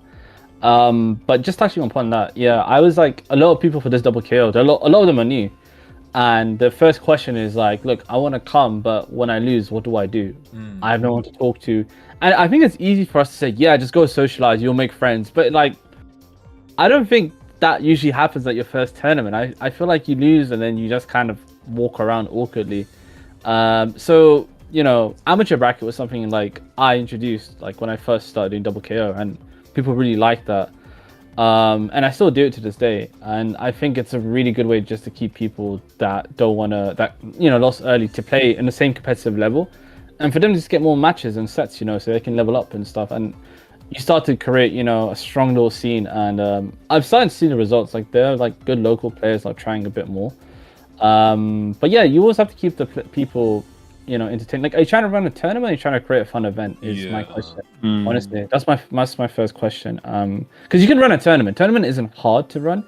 Running a good fun event is difficult. But it just requires a little bit more of effort. So, you know, if you're a TO, or like maybe you go to a local, you go to a you know, regional or major, like think about how you can make it fun for yourself, you know. Because, you know, I want to say it to a lot of people, I was never a TO first, I was a player, right? And I remember my first tournaments. My first tournament was in 2020. It was just before COVID. It's the one Kayvis won. It was in Oxford Street game. Kayvis won a tournament? Yes, he won it against... he was playing. Yeah, I don't. Yes, he won a tournament against JoKa. I did not know he wins tournaments like that. Ancient times, bro. 6 years ago.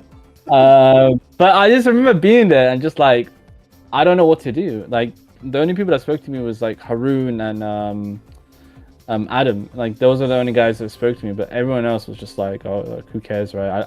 Bro, you know, I lost to an Eddie player who was using like a special like controls. No like, that's way, how, bro. Do you know how I felt inside, bro? Like, losing to that. I was like, I don't want to come ever again to a tournament. I felt so socially embarrassed, bro. Like, it's my first tournament, bro. And no one really did speak to me besides those 2 people. And I just felt like, do I really belong here and stuff? So from that kind of experience and then traveling to majors, I'm like, how do we make it fun and interesting? So, you know, that's where kind of those ideas originate from. So, yeah. For sure, man. Bubsy, I want to ask you one last question as well. What do you think about like the UK scene and just like the European scene? I know you've been a bit inactive from like some of the tournaments because you've been busy with life stuff. But what's your thoughts, man? Because I feel like the growth, like in all scenes and like the European region specifically, it's been crazy, man. So many new players. I was saying during my restream of MIXUP, the France scene, for instance, so many new players, and it's so good to see. Someone like Kian has been putting on so many events for some of the newer players and whatnot. I think that's what's important, you know. If you have influence, you should use it in the right ways to, like, you know, speak to people, like try and plan stuff. And this is something that I try to do as well when I'm at events and there's someone new, like let's just say in the UK that I don't know. I try and talk to them and just give them like just say hello, what's up, because I think first impression is so important, man, honestly. Yeah. Because some people might be scared going to the first event and whatnot. No, you brought. So this is weird. It's something that I've been kind of like thinking about. It's just like there's such an influx in the level. Because when I think about like years ago, I guess from like Tekken 5 to Tekken 6 and like the kind of like levels that we were at, into like how these new guys come in now, and I was trying to think to myself like what kind of like created this, because it seems like a lot of the players now that join, like really, one, they adapt to the game, two, they have like the drive to actually become and take some of the top guys out. And it's just like, I've been thinking that I think it's like a mixture of many things, right? And I think it's just like a concoction of, one, the way the game's designed, and I think two, also just how the world shifted. So an example that I'd give, right, is I remember, so this is around Tekken 5, Tekken 6 was out in the arcade, and Lars, Elisa, they kind of came out, and it was just like, okay, you want to play Lars and Elisa on these cabinets, but one, there's no moves list, two,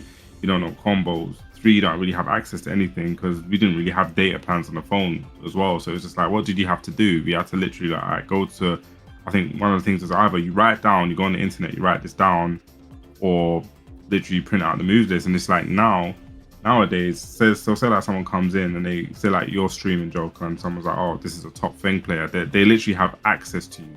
They can watch you straight away. They have access to ask you questions. It's like, it's something that we didn't have. It's literally like you just try by error. I remember I was speaking with Starscream, and when they discovered wave dashing in Tekken 3, like just randomly, it's just like, but they didn't have the access to know that they were doing it out in Korea. It's just like the ease of access of information, I believe, is one of the main points. And another point, I believe, is just accessibility of the game. And when I talk to people, I always give them this example, and I'm sure people can follow along with this. So if you go from Tekken 5, right, and you look at King, right? So King introduced the air throw, the power bomb, right? And to do that, you had to buffer it. So you had to do your combo, I think it was 4-2-2, jab, and then buffer the running thick combo. And that done a chunk of damage, but the accessibility to that was, it's not hard, but it's like someone had to actually play the game.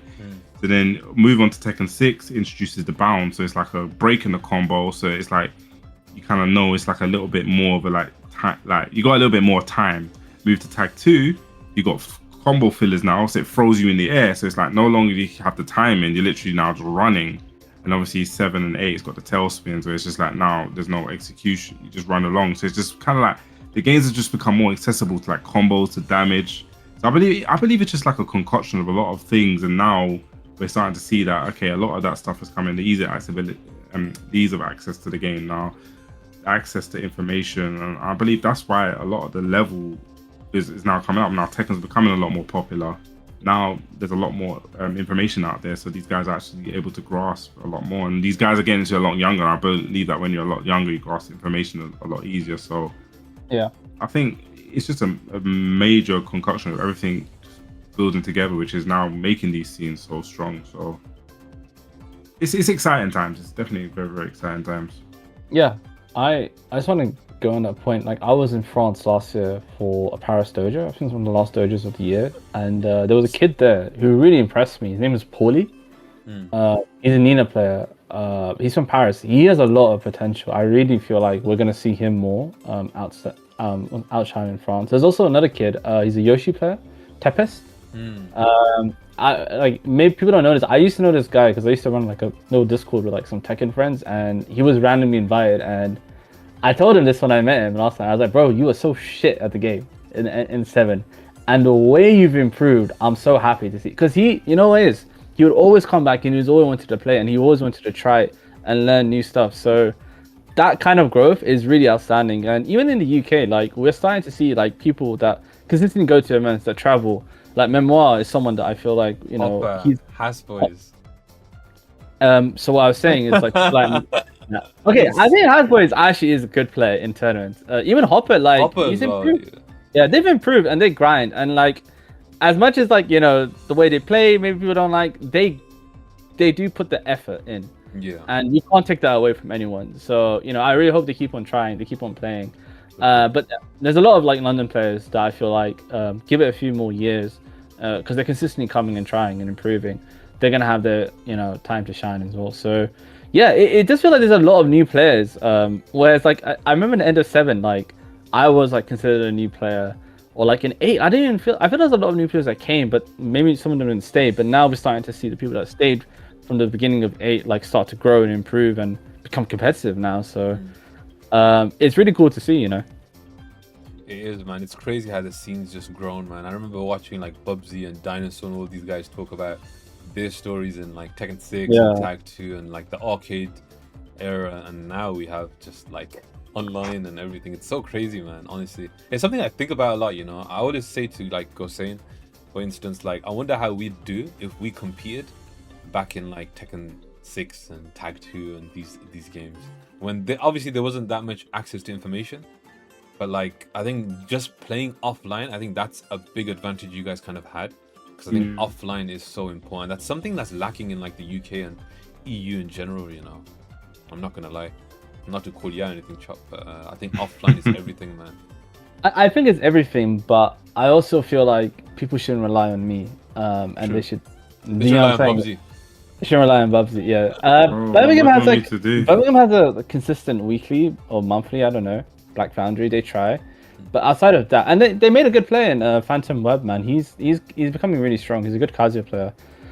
He's quite young, but like outside of that, I do agree that like what Kayane is doing in France, it's something that we need to recreate in the UK. But who's gonna do it? I don't know. I don't know who's gonna do it. Like, don't look at me. I have enough things on my plate, bro. I think it's Bubsy. Alright, cool. I agree. I think it should be Bubsy, bro. Yeah. Bubsy, no more COD, just Tekken. No, I need to get to level 1,000 still. I've got like 300 something levels left.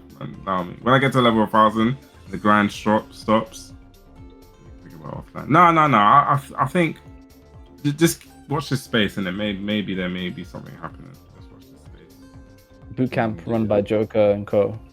Honestly, bro, I think that should be the last topic. I actually want to do a boot camp for Europe. I will literally invite everyone that's willing to improve and grind. I think that's something I really want to do. I think that's something we haven't done yet in the history of European Tekken. I think there's never been like. So why not? I'd love to play with all these promising players and just like learn and like give advice and shit. I think there's been workshops with the Italians, but they're not really boot camps on the same level that where it's like, when the Koreans came to Japan and they were like paying for 3 days in the Red Bull Sphere, like something like that I really want to do in London. Obviously it requires effort from everyone to, do it themselves and come down. But yeah, I think JoKa, you should definitely do something. If it's in the UK, if it's in France, if it's in Germany or wherever. But it's like, what event would you want to practice for? Would it be Tekken World Tour Finals? Would it be EVO? Would it be like, what event would you practice that for though, right? Because honestly, I think it'd have to be like EVO France. Because I think all the Europeans are going to like EVO France, Maybe a week in Nice before, like a few days. Honestly, but do you think if people are down for that, I mean, we could organize it. Honestly, I think invite open. Yeah. Huh? What do you say? Invite. No, we should invite everyone. Everyone's welcome. Everyone's welcome. No, that's gonna be a mistake, bro. Don't invite everyone, bro. You're gonna have some smelly people coming and you're like, no, but the thing is, we need as many people as possible, so it's like it's welcoming. And for instance, like there's different skill levels, so people can train with like the same skill level, and obviously people better than them. I think it's so important to like not gatekeep in a way. Do you get what I mean? Yeah, I agree, but I also feel like it's difficult to get a training camp done correctly because we've never done one, so we don't know what the result is at the same time, right? So there's two ways. Like, I agree with your point regarding gatekeeping. I think it's perfectly like we should let anyone come in that like wants to improve, that has ambition, right? That's willing to pay and blah blah blah. At the same time, I do agree with Bubsy's that you can't really invite everyone in. No, I was just joking about Mini-City. No, but I agree to that point. I do agree because like at the same time, like you want it to be very focused and intense. Yeah, exactly. That's what I'm saying. It's like, like basically go to Korea and just first attend, like Nii when he just first attends everyone, basically. I remember like Nii, like I remember when we went to Nii's thing in 2023, and like, he was crazy, man. Bubsy, he would just sit there, and literally just say, "Come on, let's play." Yeah, like there were Pakistanis there were us Europeans there, like, let's go. Then when you'd lose or win, he'd be like, more. Even if he won, let's play more. Yeah, it's insane. He's the endurance is just that guy's a machine, bro. He's a machine. But yeah, I think training camp definitely something people should talk about. For sure, man. I'm being serious, I genuinely want to do it. I think really help, I agree. Like a lot of people. It's just who's gonna organize it and how do you organize it and how do you go about it. I don't know if any like European players in the chat, but like, would they be interested in look, we should maybe start conversations now about like how would it get done? Like what do people in the chat think? Like, would you guys be interested in like a boot camp? Because I'd actually look into like how do we do a training camp? Like, I mean, we could like speak to like Kiane, Genius, we could do it in London as well. Yeah, definitely. Those guys are great. The thing is, we wouldn't even have to stream it, like. Yeah, it doesn't even be practice. streamed. Do you get what I mean? Like. Yeah. It wouldn't even have to be streamed, if you get what I mean. It's all about like the people that are there, the players that are there, and it's about improving. That's the goal line. Of course, practicing for EVO France, which is in October. October 11th. Yeah. Man, time is flying, bro. It's almost not too far, July, bro. It's crazy, man. Yeah, we were just in Japan a few weeks ago, bro, and it didn't feel that long ago, really. Japan. I think that's it, really. Yeah, this is just the most random last thing I want to say. For some reason I came across you and Sodam's set, bro. What the hell? Yeah, JoKa, what is going on? What was going on there? Bubsy, imagine, bro. I don't regret it, right? But imagine the whole day I'm busy doing stuff. And then me and Kwas would go to the cafe and just get destroyed. We would do long sets versus... Well, I would do long sets versus all the Japanese players. Bro, I got destroyed by KSK like 5-1, 5-2. Even like 5-1, but what is that? But the Soda set, bro, bro, I was so out of it, man. I was like, bro. No, it's not about the way you... It's not about the way you perform. It is. When you see it on the stream, bro. But that's, bro, Sodam, bro. First time I played it, bro, he literally started dancing when he saw my name, bro. I was like, yeah, that's what I saw. I literally saw that like 2 days ago. I don't know why it came up. And I was like, oh, let me click this. And I was like, this guy's all got 3 of him in the stream. I was like, what? Yeah, then bro, he started like screaming when he beat me. And that guy's funny, I've never met him though, I've been in Korea. I've met him once. Well, he came UK, right? Yeah. Funny guy. But then that's random. I just want to say I watched that literally, I think 2 days ago. Was it yesterday? No, I watched it yesterday. Yeah. Interesting.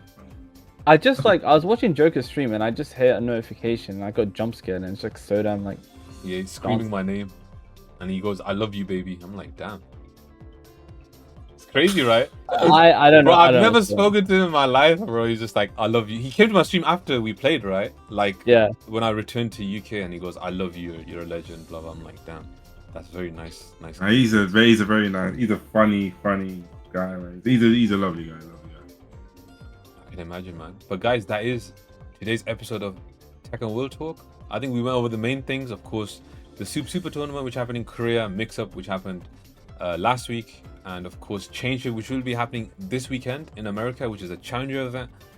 We want to dedicate a separate episode for EVO, of course, because there's going to be a lot to talk about in EVO, and maybe we can bring on someone else instead of Chop. Sorry, Chop. We're going to have to, kick you out and get someone else. But any closing words, Bubsy and Chop? I'll let Chop go.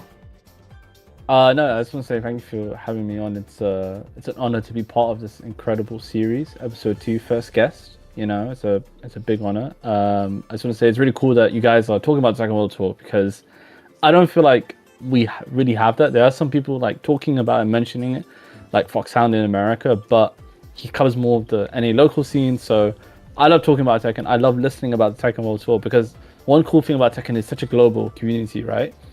So I feel like it's really interesting to see your insights and your experiences with the players, with the tournaments, with the events and predictions and stuff like that. So I really hope you guys keep it up.